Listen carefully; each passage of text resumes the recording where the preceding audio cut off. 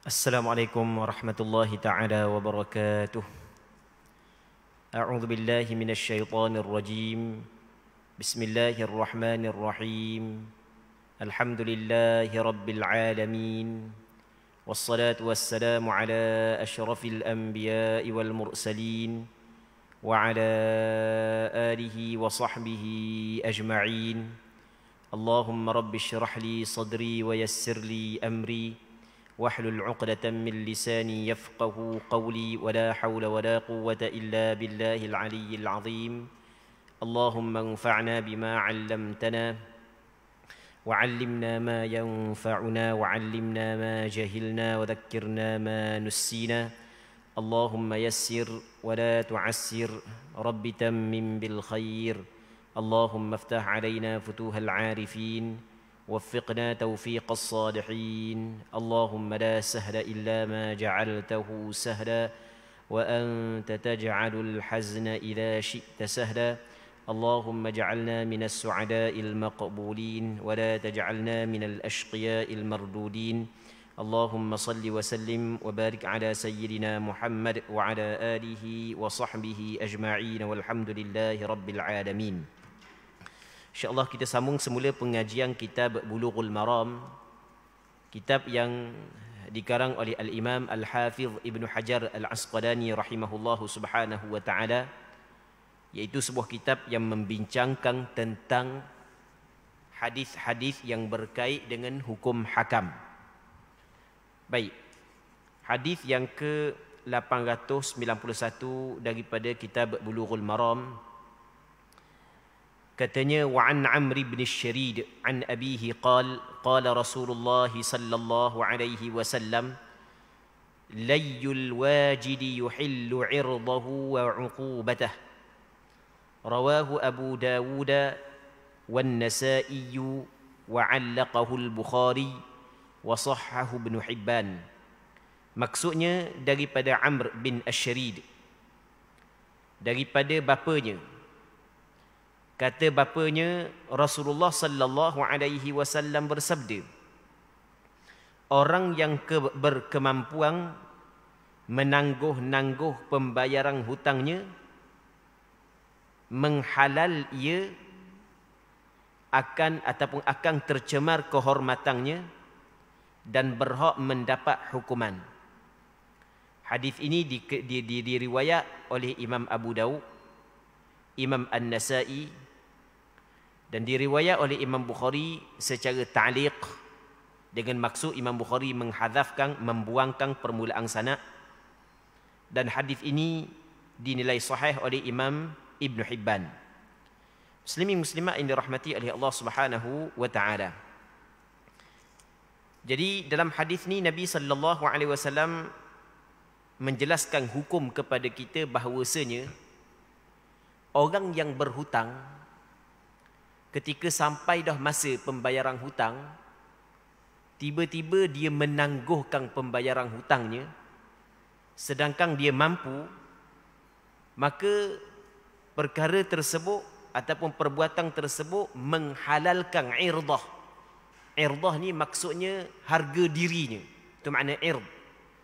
Menghalalkan harga dirinya. Maksudnya menghalalkan harga dirinya, maksudnya tuang hutang saat ni tu boleh kata kepada dia, boleh, tak ada masalah. Tuang hutang kata, mu ni ada piti saja, dok bayar, teruk mu ni. Kan benda tu menyebabkan harga diri orang tercela kan. Tapi oleh kerana dia telah melakukan suatu kesalahan, maka boleh tuang hutang saat itu menyakiti dia. Maksudnya yuhillu 'irdah, menghalalkan 'irdahu, harga dirinya. Dia kata ke dia, tak ada masalah, hukum dia adalah dibolehkan. Baik. Ataupun cerita kepada orang-orang tertentu, yang mana orang tertentu boleh kabur kepada orang berhutang supaya dia bayar hutang, boleh juga. Dia pada asalnya kita tidak boleh menceritakan keburukan seseorang kepada orang lain.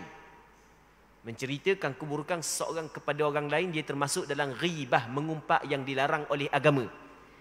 Satu ketika Nabi SAW bertanya kepada sahabat, Atadruna mal ghibah? Mu tahu dak apa itu mengumpat? Kata Rasulullah, zikruka akhaka bima yakrah. Mu sebut saudaramu dengan apa hak yang dibenci. Jadi mu sebut saudaramu benda hak yang dia tidak suka. Itu makna mengumpat. Maka kata sahabat, ketika Rasulullah khabar definisi mengumpat, kata sahabat, wahai Rasulullah, apakah pandanganmu sekiranya benda yang aku kata kepada saudaraku memang ada pada dia? Kata Rasulullah sallallahu alaihi wasallam, sekiranya benda yang mu kata ada pada dia, faqad igtabtah, maka sesungguhnya mu telah mengumpat kepada dia. Tapi kalau benda yang mu kata tak ada pada dia, faqad bahattah, mu sebenarnya membuat tuduhan yang palsu.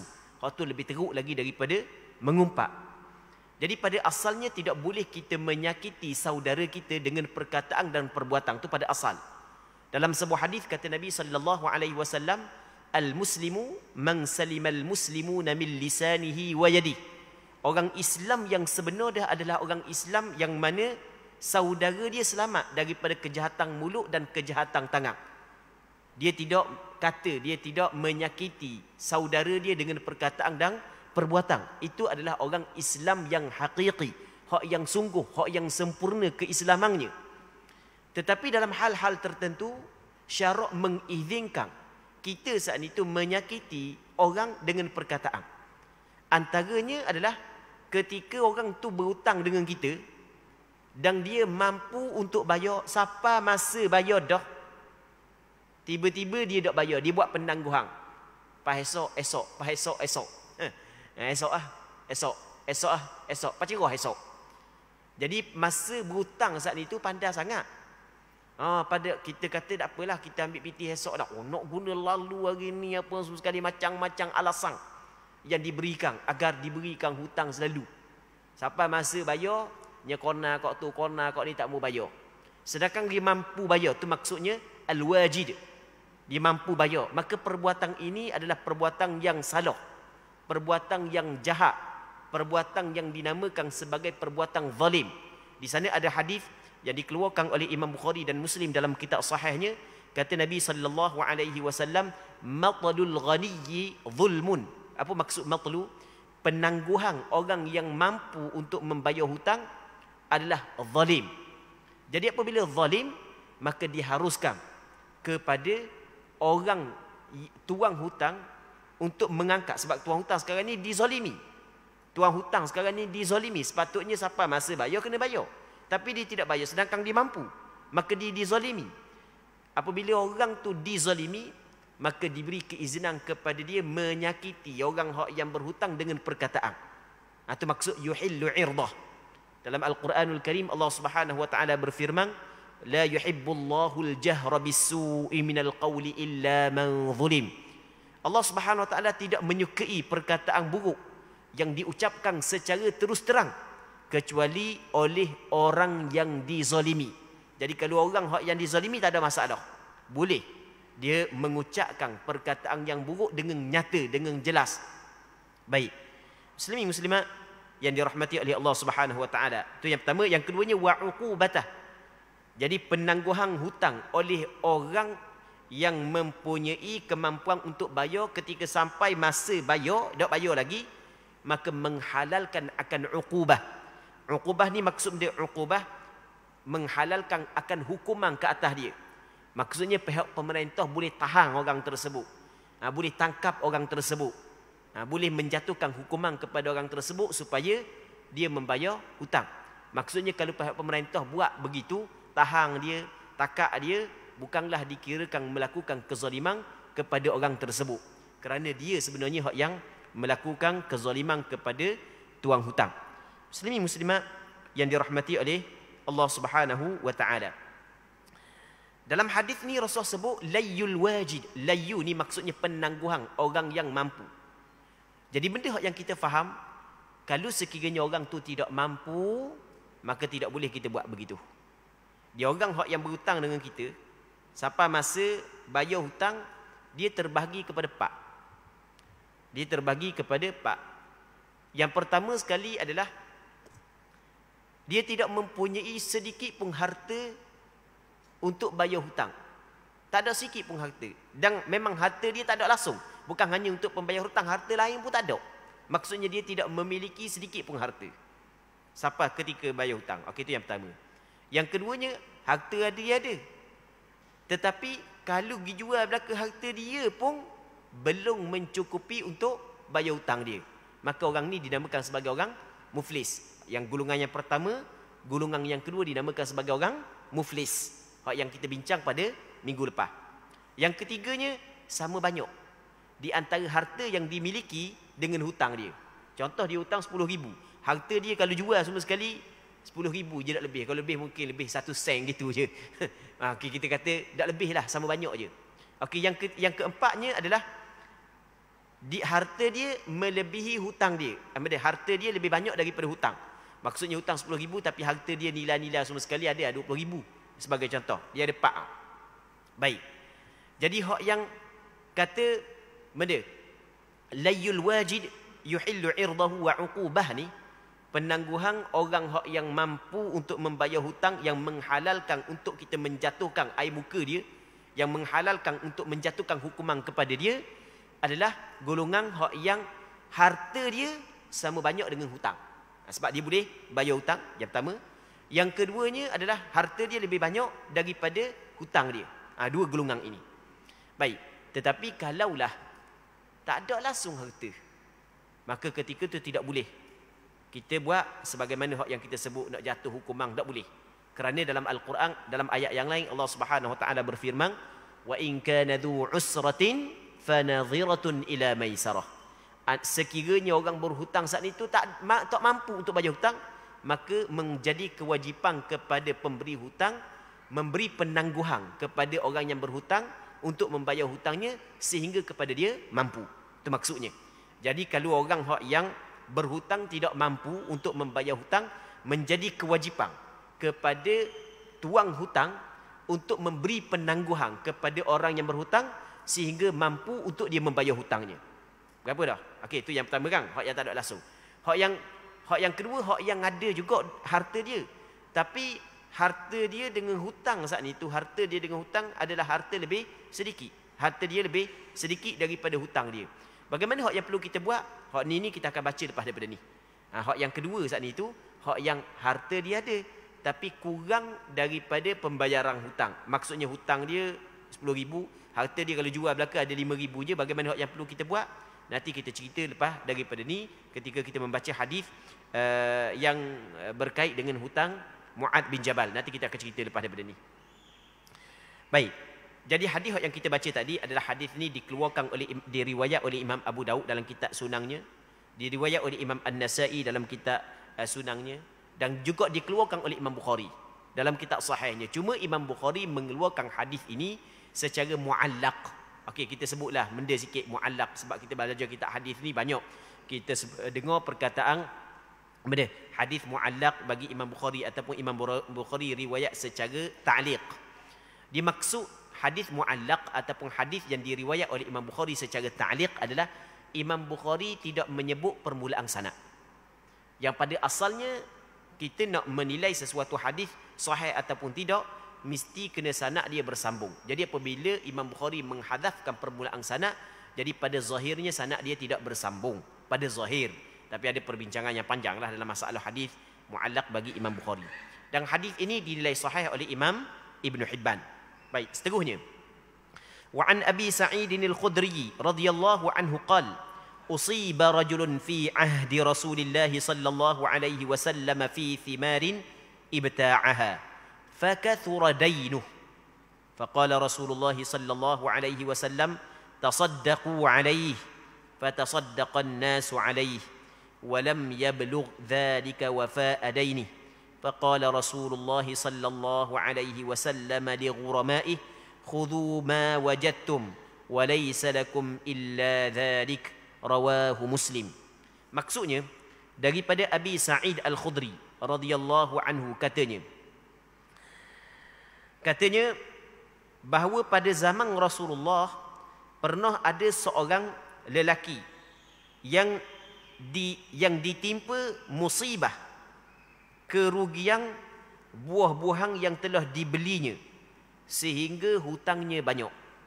Dalam hadis ni tidak disebut siapakah lelaki. Jadi di zaman Rasulullah berlaku satu peristiwa yang mana seorang lelaki ni dia beli buah-buahan banyak. Benda buah-buahan juga tidak disebut.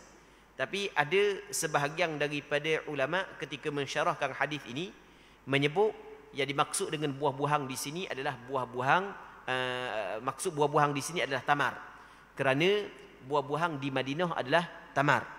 Jadi seorang lelaki ni dia beli buah tamar daripada tuang-tuang ladang, tuang-tuang kebun. Dia beli buah tamar. Beli dengan orang ni, beli dengan orang ni, beli dengan orang ni. Banyaklah dia beli. Dia beli banyak. Dan dia beli secara berhutang. Sebab dia beli, dia nak jual balik. Dia orang negara Kalau kita zaman kita tuk peraih dia ambil daripada kebun orang ni, dia ambil buah tamar kebun orang ni. Tapi dia beli secara berhutang. Baik. Siapa orang lelaki ni? Ada sebahagian daripada ulama menyebut lelaki ini adalah Sayyiduna Mu'adz bin Jabal, seorang sahabat Rasulullah sallallahu alaihi wasallam yang masyhur. Mu'adz bin Jabal adalah seorang sahabat yang masyhur. Mu'adz bin Jabal ni adalah seorang sahabat yang diakui keilmuan dia oleh Rasulullah sallallahu alaihi wasallam. Dan sebelum daripada ni pernah kita menceritakan sedikit tentang Sayyidina Mu'adz bin Jabal. Dalam satu hadis kata Nabi sallallahu alaihi wasallam kepada para sahabat, khudhul Qur'ana min arba'ah. Ambillah Quran daripada 4 orang ni. Rasul suruh belajar Quran daripada 4 orang ni, antaranya daripada Mu'adz bin Jabal. Dalam satu hadis yang lain kata Rasulullah, a'lamuhum wa a'lamuhum bil halal wal haram Mu'adz bin Jabal. Orang yang paling alim di kalangan umatku terhadap perkara yang halal dan perkara yang haram, maksudnya hukum hakam, adalah Mu'adz bin Jabal. Orang alim, ulama besar, Mu'adz bin Jabal. Walaupun dia orang muda, tapi dia adalah ulama besar. Dan ilmu dia diiktiraf oleh Nabi sallallahu alaihi wasallam. Pengetahuan dia rasa aku. Yang mana dia niaga. Dia ambil beli tamar dengan orang ni, beli tamar dengan kebun ni, beli tamar dengan orang ni secara berhutang. Tiba-tiba tamar dia ditimpa musibah. Dak dang nak jual punah habis. Tak sebutlah benda musibah di sini. Macam-macam lah kita kata boleh berlaku musibah kepada tamar sehingga tidak boleh nak jual. Baik, jadi tamar dia saat itu ditimpa musibah. Siapa tidak boleh dia nak jual. Maka sehingga hutangnya jadi banyak. Dia asalnya nak bayar hutang dengan apabila dia jual kat gigi laku, maka dia akan bayar balik hutang kepada tuang-tuang kebun saat itu, tuang ladang, orang yang dia beli tamar saat ni. Jadi tak boleh nak bayar sebab tamar yang dia beli tak ada nak jual molek, rosak habis, punah habis. Baik. Maka sampai berita tersebut kepada Rasulullah sallallahu alaihi wasallam. Mu'adz bin Jabal banyak hutang. Terlalu banyak hutang, bukan sikit. Maka kemudian Rasulullah sallallahu alaihi wasallam bersabda, bersedekahlah kamu kepadanya. Rasulullah pun khabar kepada para sahabat yang lain, mana-mana orang yang mampu, hak yang ada duit lebih, kalau cakap kita zaman kita gitulah, kita bantulah sahabat kita hak yang ditimpa musibah. Jadi kalau kita tengok di zaman kita, apabila ada kebakaran, apabila berlaku kemalangan, kematian ibu bapa meninggal anak yatim, masjid, surau, tempat-tempat tertentu istihar untuk buat kutipan derma, lancar derma kilap. Sebenarnya benda ni adalah benda yang tidak menyalahi sunnah, bukan bertepatan dengan sunnah. Bertepatan dengan sunnah, dalilnya ketika Mu'adz bin Jabal ditimpa musibah, Rasulullah khabar kepada para sahabat yang lain supaya, kalau cakap kita, melancar derma kilap lah, khabar kepada sahabat yang lain supaya bantu kepada Mu'adz bin Jabal radhiyallahu ta'ala anhu. Baik. Maka apabila Rasulullah minta kepada sahabat yang lain supaya bersedekah, maka ramai para sahabat bersedekah, membagi sikit, aku bagi sikit, orang yang ada banyak bagi banyak, orang yang ada sikit bagi sikit, sehingga terkumpul sedekah tersebut kepada Mu'adz bin Jabal radhiyallahu ta'ala anhu. Apabila terkumpul, maka kata dia, maka orang ramai pun mula bersedekah kepadanya, dan demikian masih juga belum boleh menutup semua hutangnya. Tak boleh lagi nak bayar belaka hutang Mu'adz bin Jabal. Jadi masih lagi tak cukup. Akhirnya Rasulullah bersabda kepada para penagih hutang, ambillah oleh kamu apa hak yang kamu dapati. Ambil oleh kamu apa hak yang kamu dapati, tiada lain bagi kamu kecuali hanya itu. Rasul kata ambil sekadar hak yang ada lah. Jadi hak lebih daripada tu nak bayar orang dia tak ada dah.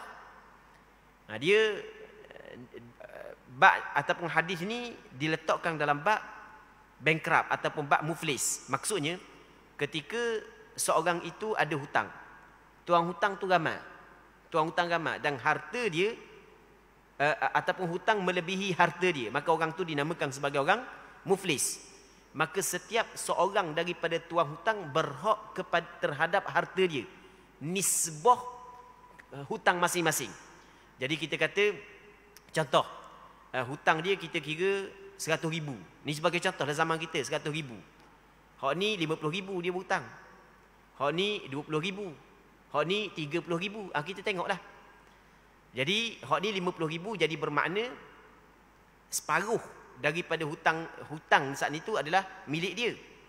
Jadi kalau pitih ataupun harta orang hak berhutang ada 10,000 je, maka dia berhak terhadap duit tersebut sebanyak 5,000, separuh je.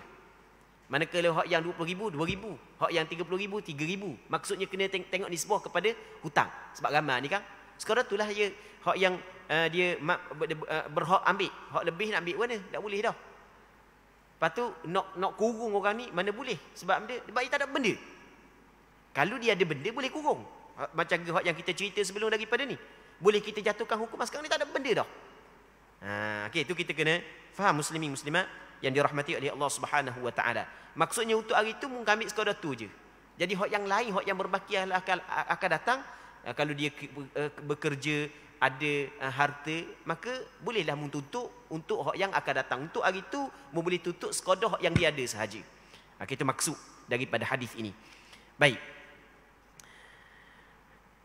Katanya wa ani bin Ka'ab bin Malik an abihi anna Rasulullah sallallahu alaihi wasallam hajara ala Muadz ma lahu wa ba'ahu fi dainin kana alaihi rawahu ad-Darqutni wa sahhahu al-Hakim wa akhrajahu Abu Dawud mursala wa rujjiha irsaluh. Daripada anak lelaki kepada Ka'ab bin Malik. Tu wa ani bin Ka'ab bin Malik an abihi, daripada seorang anak lelaki kepada Ka'ab bin Malik daripada ayahnya. Maksud ayahnya Ka'ab bin Malik. Ka'ab bin Malik adalah salah seorang daripada sahabat Nabi sallallahu alaihi wasallam yang tertinggal di dalam peperangan Tabuk. Dia ada ramai orang yang ataupun adalah beberapa orang yang tidak menyertai peperangan Tabuk, sedangkan Rasul rugi belaka. Dan kebanyakan hak yang tidak menyertai adalah golongan munafiqun. Melainkan ada beberapa orang sahabat Rasulullah bukan munafiqun, orang hak yang hebat, orang hak yang kuat iman dia. Tapi ujian pada hari itu dak pergi, antaranya adalah Ka'ab bin Malik. Baik, jadi Ka'ab bin Malik lah menceritakan perkara ini. Katanya Ka'ab bin Malik menceritakan bahawasanya Rasulullah sallallahu alaihi wasallam pernah menahan Mu'adz bin Jabal daripada menguruskan hartanya. Dan Rasulullah menjual hartanya untuk membayar hutang yang ada ataupun yang ditanggung oleh Mu'adz bin Jabal. Itu maksudnya. Lalu Rasulullah menjualkan untuk menutup segala hutangnya. Hadis ini diriwayat oleh Imam Ad-Darqutni dan dinilai sahih oleh Imam Hakim An-Naisaburi. Dan hadis ini juga dikeluarkan oleh Imam Abu Dawud namun secara mursal, terputus sanad. Dan hadis ini dikuatkan, hadis ini sebagai hadis mursal, yakni hadis terputus sanad. Muslimin muslimat yang dirahmati oleh Allah Subhanahu wa taala. Jadi hadis ni adalah hadis dhaif menurut pandangan sebahagian daripada ulama hadis, dan ada sebahagian yang lain mengatakan hadis ini sebagai hadis sahih.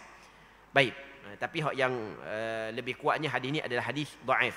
Tapi walaupun hadis ini adalah hadis dhaif, tapi daripada segi hukum fiqh yang dikeluarkan bertepatan ataupun sama dengan hadis ini, kerana ada hadis yang lain sama ataupun menyokong hadis ini. Baik, ceritanya lagu mana? Di zaman Rasulullah sallallahu alaihi wasallam, Mu'adz bin Jabal dia banyak hutang. Okey.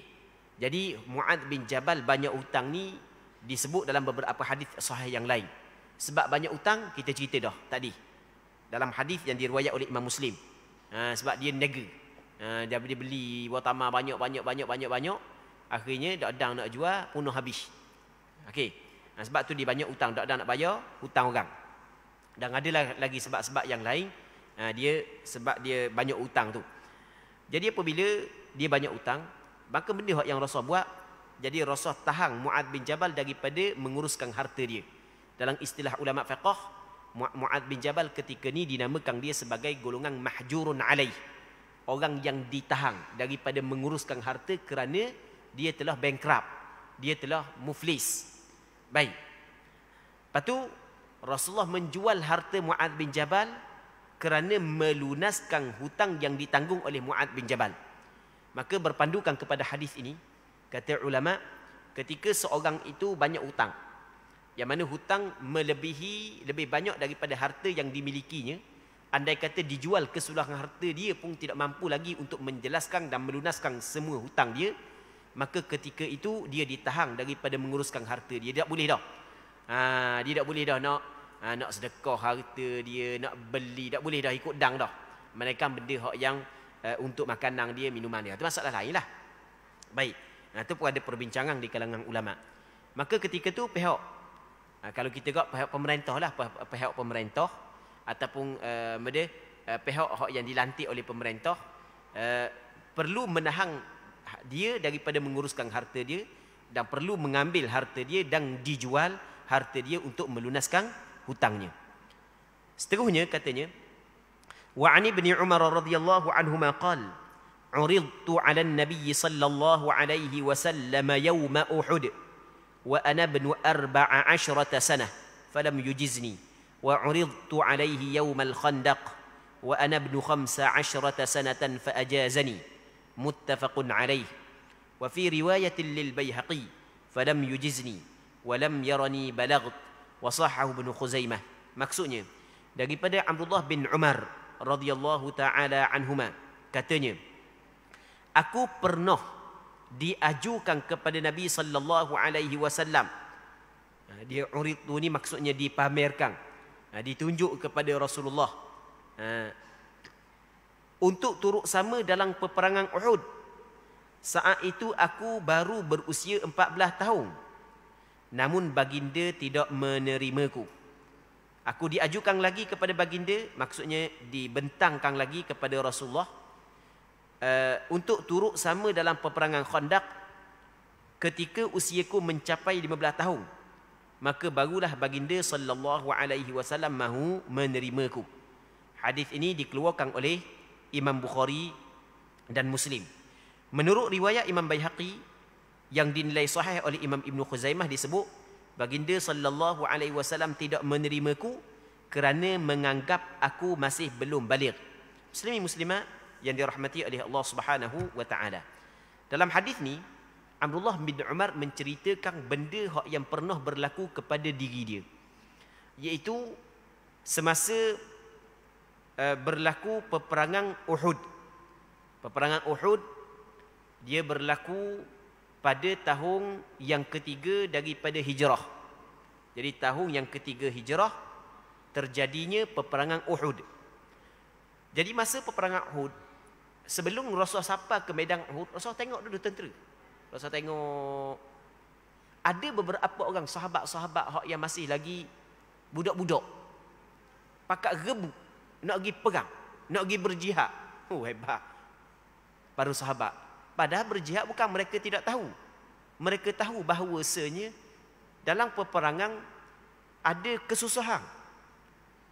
Dan penghujungnya peperangan adalah kematian, syahid.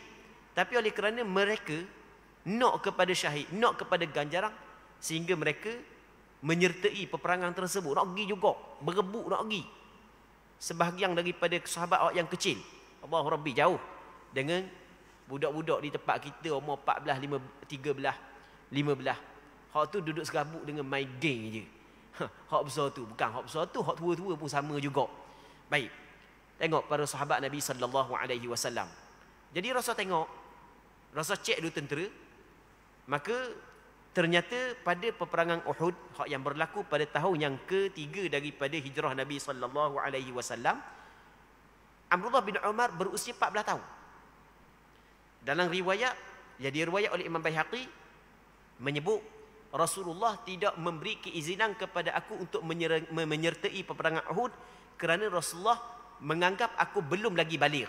Maksudnya umur 14 tahun masih lagi dikirakan tidak baligh. Jadi dia tak boleh nak pergi. Suruh balik mula rumah. Baik.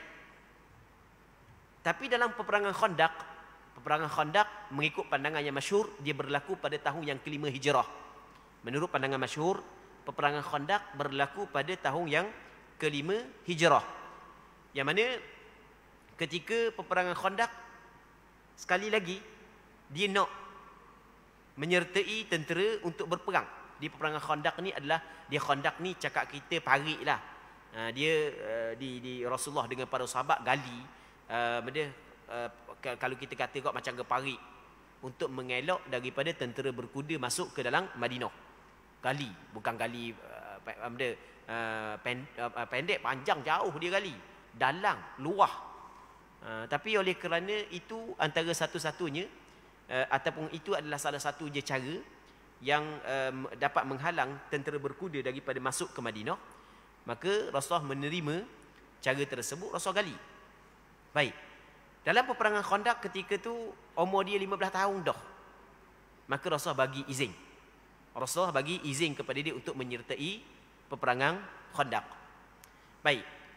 Cuma kalau kita perhati molek, peperangan Uhud berlaku pada tahun yang ketiga hijrah. Peperangan Khandaq mengikut pandangan yang lebih kuat berlaku pada tahun yang kelima hijrah. Dia kata masa peperangan Uhud aku umur 14. Peperangan Khandaq aku umur 15. Sedangkan kalau kita kira sungguh bukan 15 jadi 6 lah. Tidak gitu. Jadi 6 lah. Baik. Sebenarnya bagaimana hak yang sebenarnya apa hak yang disebut oleh Imam Baihaqi dan beberapa orang ulama hadis yang lain ketika mensyarahkan hadis ini, ketika peperangan Uhud, Abdullah bin Umar menyebut aku umur 14 tahun, maksudnya aku baru masuk kepada 14. Baru masuk kepada 14. Maksudnya permulaan 14. Ketika peperangan Khandaq, maksudnya umur dia 15 tahun, sempurna dah 15 tahun. Okey, tadi baru masuk 14, hak ni cukup 15 masuk, nak masuk 16 dah. Baik. Itu hak yang disebut oleh Imam Baihaqi dalam mensyarahkan hadis ini.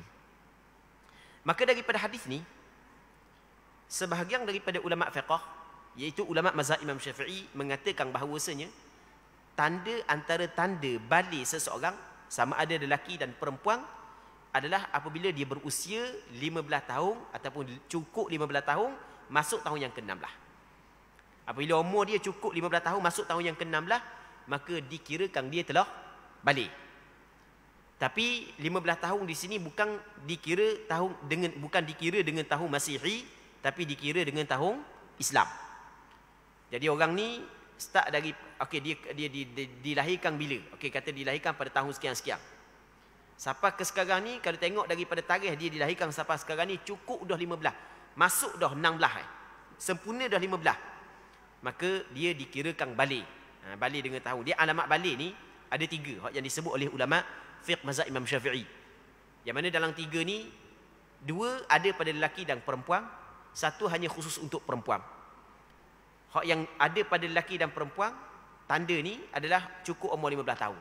Orang lelaki ke, orang perempuan ke, apabila cukup umur 15 tahun, walaupun belum lagi keluar mani, orang perempuan walaupun belum lagi keluar haid, maka dikirakan dia telah balik. Baik. Yang keduanya adalah keluar mani. Sama ada orang lelaki ataupun orang perempuan, apabila keluar mani walaupun tak cukup lagi umur 15, dikirakan balik. Umur 10 tahun keluar mani dah, balik. Yang ketiganya adalah keluar darah haid bagi perempuan. Hak tu khusus untuk orang perempuan. Tu 3 tanda balik seseorang. Baik. Hak yang umur 15 ambil daripada hadis ni lah. Umur 15. Seterusnya wa an Athiyyah al-Quradhi radhiyallahu anhu qala uridna 'ala an-nabiy sallallahu alaihi wasallam yawm Quraidah fakana man anbata qutil wa man lam yumbit khulliya sabiluh fakuntu fi man lam yumbit fakhulliya sabili rawahu al-khamsah wa sahhahahu Ibnu Hibban wal Hakim wa qala ala syarti asy-syaikhain. Maksudnya daripada Atiyah Al-Quradhi. Al-Quradhi ini maksud Al-Quradhi yang dinisbahkan kepada Bani Quraidah. Maksud Al-Quradhi. Al-Quradhi ini maksudnya dinisbahkan kepada puak Banu Quraidah. Banu Quraidah ni adalah satu kabilah ataupun satu puak Yahudi yang duduk sekitar Madinah. Di asal penempatan Yahudi di negeri Syam. Asal penempatan Yahudi di negeri Syam. Negeri Syam termasuklah Palestin. Asal penempatan Yahudi. Baik, dan Yahudi ramailah di kawasan negeri Syam suatu ketika dahulu. Maka Banu Quraidah ada beberapa kabilah Yahudi ataupun ada beberapa puak-puak Yahudi, bangsa Yahudi yang mana mereka belajar dan mendalami kitab-kitab lama dan mereka membaca tentang Nabi akhir zaman, sifat-sifat dia bagaimana Nabi akhir zaman dan di manakah tempat dia berhijrah. Ternyata dalam kitab-kitab dulu menyebut bahawasanya Nabi akhir zaman berhijrah di Madinah. Maka sebahagian daripada Yahudi daripada negara Syam berpindah di Madinah menjadi tinggal di Madinah kerana mereka mengharapkan Nabi akhir zaman keluar daripada mereka. Yahudi yang mendiami Madinah pada ketika itu ada 3 kelompok. Yang pertamanya nama dia Banu Qainuqa, yang keduanya nama dia Banu Nadir, yang ketiganya nama dia Banu Quraidah. 3 kelompok Yahudi yang duduk di Madinah. Dan mereka ini adalah orang yang mempunyai pengetahuan yang mendalam tentang kitab lama. Dan mereka mengetahui sifat-sifat Rasulullah secara terperinci. Sehingga Allah Subhanahu wa taala menyebut dalam Al-Quranul Karim, ya'rifunahu kama ya'rifuna abna'ahum. Mereka itu mengenal Nabi saat itu sebagaimana mereka mengenal anak-anak mereka itu sendiri. Kenal sungguh. Kerana sifat Nabi sallallahu alaihi wasallam disebut secara terperinci dalam kitab-kitab mereka.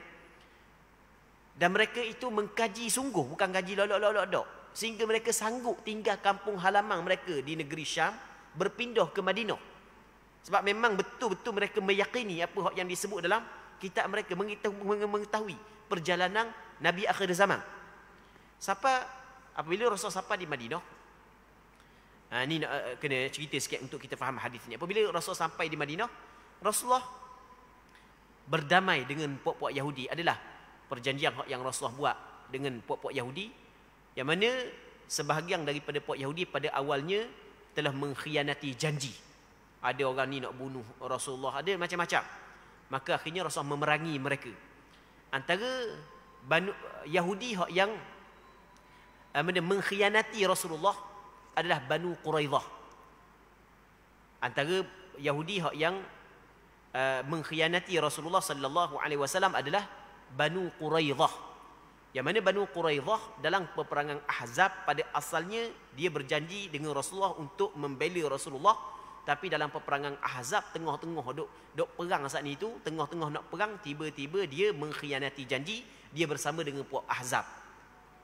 Baik. Jadi apabila selesai daripada peperangan Ahzab, Rasul balik ke rumah. Rasul siap belaka dah.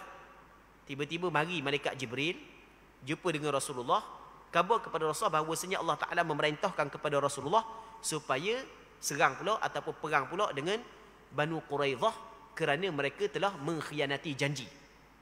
Ramai mana sahabat Rasulullah yang ada beberapa orang sahabat Rasulullah yang gugur syahid dalam peperangan Khandaq kerana pengkhianatan yang dilakukan oleh Banu Quraidah. Maka sahabat pergi kepung Banu Quraidah, lebih kurang dalam, tak silap ingat, dalam 25 malam, tak silap ingat dah. Akhirnya Banu Quraidah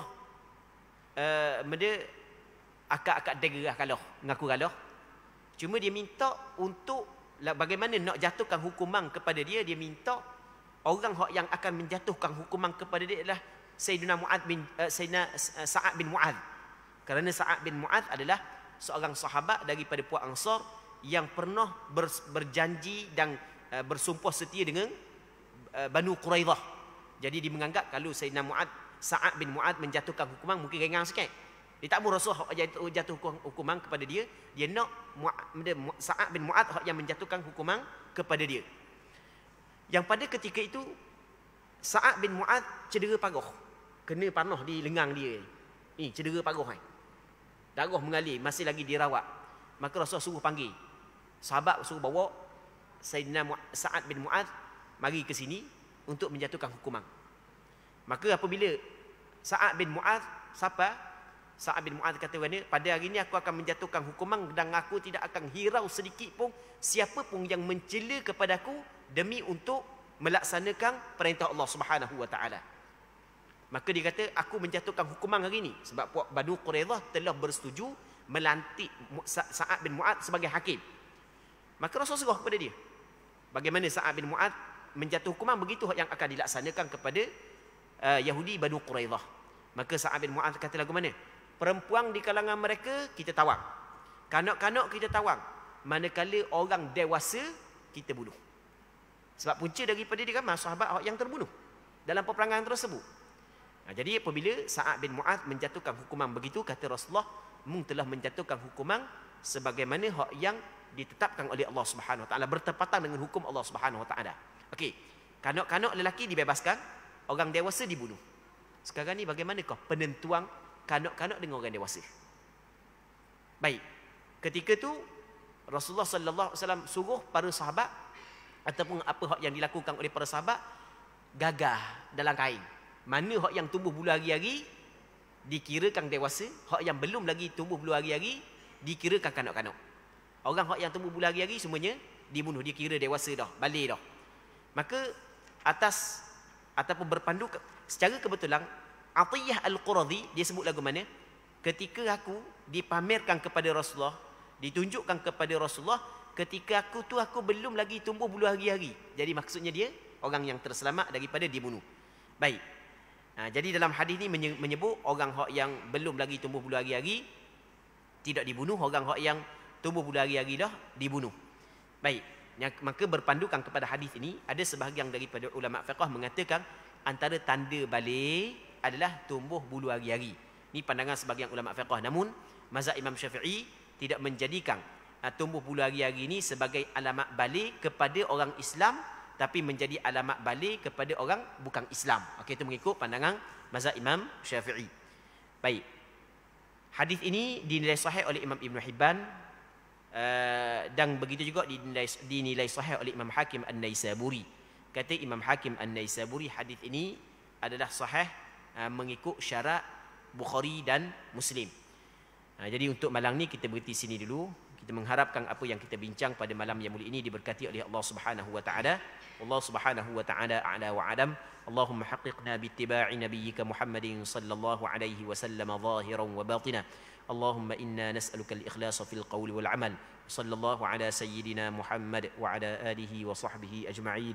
Walhamdulillahi rabbil alamin.